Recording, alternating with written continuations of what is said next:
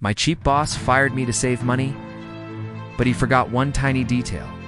I personally owned the servers that ran his entire company.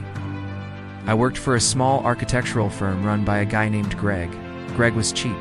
I mean, unbelievably cheap. Years ago, Greg refused to pay for professional cloud storage for our blueprints and client files. He said $500 a month was a waste. So, being the helpful IT guy, I set up a system using my own personal home server to host the files remotely.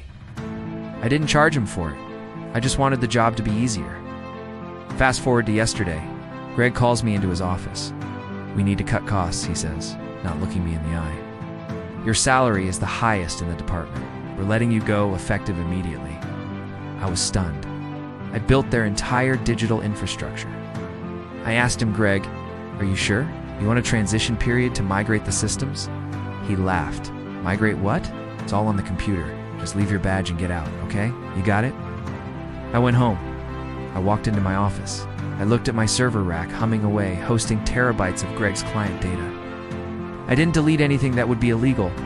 I just did exactly what he asked. I was no longer an employee, so my personal equipment was no longer a company resource. I reached behind the rack and pulled the Ethernet cable. Click. The next morning, my phone started ringing at 9:01 a.m., then 9:05, then a text. "Urgent.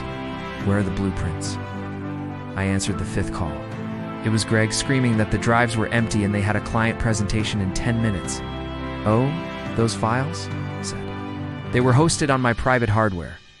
Since I was fired effective immediately, I took my hardware offline, turned it back on." He screamed. I told him I'd be happy to, as an external consultant. My new rate is $400 an hour, with a minimum 20-hour prepaid contract. He wired the money 5 minutes later.